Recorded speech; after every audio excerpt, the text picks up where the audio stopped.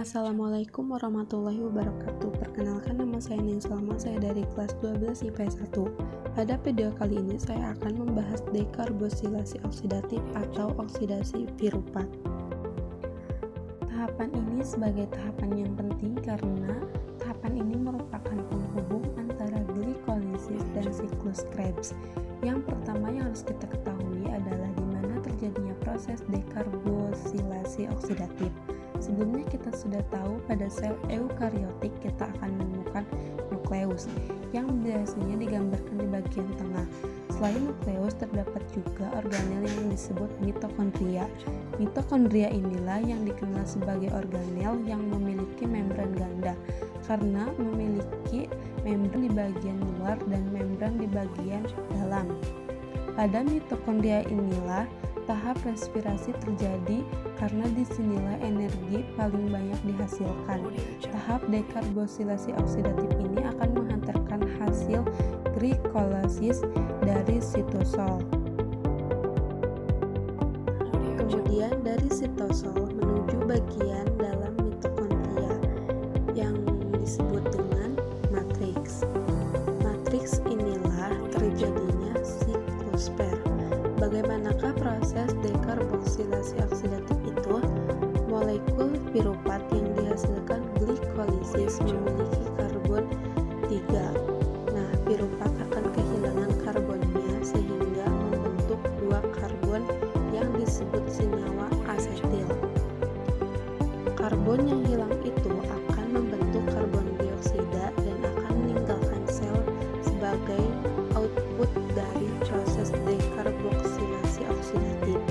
Nah, ketika terbentuk karbon dioksida, berarti ada ikatan yang diputuskan antara karbon nomor 2 dan karbon nomor 3.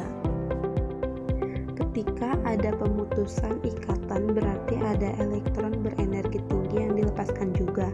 Nah, selanjutnya kita harus mengungkap elektron yang berenergi tinggi ini karena sangat berharga untuk menghasilkan ATP. Elektron ini akan ditangkap oleh NAD sehingga membentuk NADH. Nantinya NADH ini akan membentuk ATP pada tahap transport elektron. Nah, sekarang kita memiliki asetil. Asetil ini gula yang melanjutkan tahap selanjutnya. Tapi asetil tidak bisa langsung menuju mitokondria karena mitokondria merupakan organel yang memiliki membran di sekelilingnya. Ingat, membran ini sifatnya semi-permeabel, yang berarti mereka tidak membiarkan molekul sembarangan untuk masuk ke dalamnya, sehingga asetil membutuhkan tanda pengenal untuk masuk ke dalam mitokondria.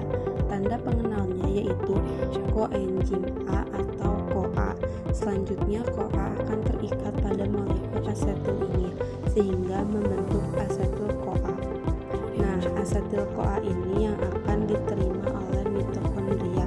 Kemudian asetil CoA ini akan melewati kedua membran mitokondria tanpa ada penolakan dan akan sampai di bagian mitokondria yang disebut dengan matriks. Kemudian di dalam matriks, CoA akan meninggalkan asetil karena kita tidak membutuhkannya lagi. Dan selanjutnya akan terbentuk asetil kembali, kemudian akan lanjut ke siklus Krebs karena piruvat yang dihasilkan dari glikolisis sebanyak 2 buah. Maka hasil dari proses dekarboksilasi oksidatif ini yaitu sebanyak NADH sebanyak 2 buah, karbon dioksida sebanyak 2 buah, asetil CoA sebanyak 2 buah. Nah, itulah materi tentang dekarbosilasi oksidatif. Terima kasih. Wassalamualaikum warahmatullahi wabarakatuh.